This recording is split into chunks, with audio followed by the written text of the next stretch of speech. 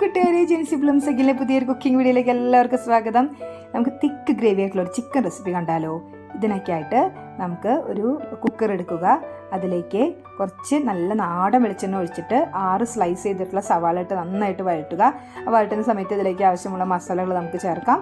അപ്പോൾ ചെറിയ ജീരകം, വലിയ ജീരകം ഒരു 1/2 സ്പൂണോളം ചേർക്കാം. പിന്നെ ഒരു കറുവപ്പട്ട 1-2 ചേർക്കാം. പിന്നെ ഏലക്ക 1-2 ചേർക്കാം. കരയാമ്പൂവ് 4-5 എണ്ണം, തക്കോലം 1-2 എണ്ണം.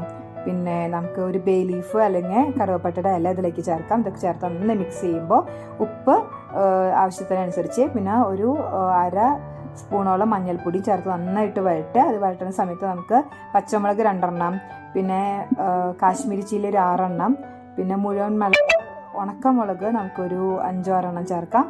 പിന്നെ കുരുമുളക് മുഴുവനോടെ 3 എണ്ണം ചേർക്കാം. പിന്നെ അണ്ടിപ്പരിപ്പ് ഒരു 4-5 എണ്ണം. പിന്നെ കശകശയും ചേർക്കുന്നതിലേക്ക് 1 സ്പൂണോളം ചേർക്കുക. അത് നന്നായിട്ട് വഴറ്റുന്ന സമയത്ത് ജിഞ്ചർ ഗാർലിക്ക് നമുക്ക് 1-2 സ്പൂൺ ഇതിലേക്ക് ചേർക്കാം. അപ്പോൾ ഒരു ടേസ്റ്റ് കിട്ടും. അതിന് നല്ല തിക്കായിട്ട് ഗ്രേവി കിട്ടുമ്പോൾ ആ ഒരു ജിഞ്ചർ ഗാർലിക്കിൻ്റെ പേസ്റ്റും കൂടി ഉണ്ടെങ്കിൽ ടേസ്റ്റ് കിട്ടുള്ളൂ. നന്നായിട്ട് വഴറ്റി നല്ല ഗോൾഡൻ ബ്രൗൺ ആവുന്ന സമയമാകുമ്പോൾ നമുക്കൊരു 1-2 തക്കാളി ഇതിലേക്ക് ചേർക്കാം. അങ്ങനെ വഴറ്റി പച്ചമണം മാറുന്ന സമയമാകുമ്പോൾ ഒരു കപ്പ് തേങ്ങ ഇതിലേക്ക് ചേർത്ത് പച്ചമണം മാറുന്നവരെ നന്നായിട്ട് ഇളക്കിയെടുക്കുക. എന്നിട്ട് ചൂടാറാനായിട്ട് പാത്രത്തിലേക്ക് മാറ്റിയിട്ട് മിക്സിയുടെ ജാറിൽ നന്നായി ഗ്രൈൻഡ് ചെയ്ത് കുക്കറിലേക്ക് മാറ്റുക. കുക്കർ ആ ഗ്രേവി തിളയ്ക്കുന്ന സമയമാകുമ്പോൾ നമുക്കിതിലേക്ക് ഉപ്പും മഞ്ഞൾപ്പൊടിയും ചേർത്ത് വിനാഗിരിയും ചേർത്ത് സോഫ്റ്റ് ആവും. വിനാഗിരിയും ചേർത്ത് ഒരു 1/2 മണിക്കൂറും വെച്ചുള്ള ചിക്കൻ ഇതിലേക്ക് മാറ്റുക.